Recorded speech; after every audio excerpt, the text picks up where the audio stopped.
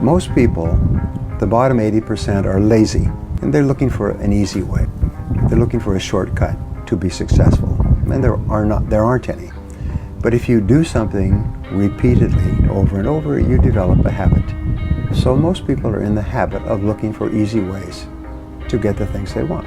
And they're surrounded by people who think the same way. You know, as much as 95% of your thinking is determined by the people that you associate with on a regular basis.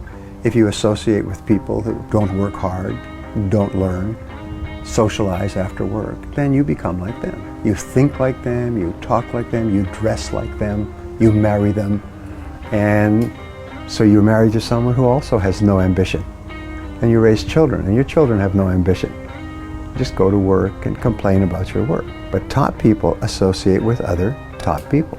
So people say, well, where do I find positive people who are thinking about success all the time? First you become one, and then you naturally attract it.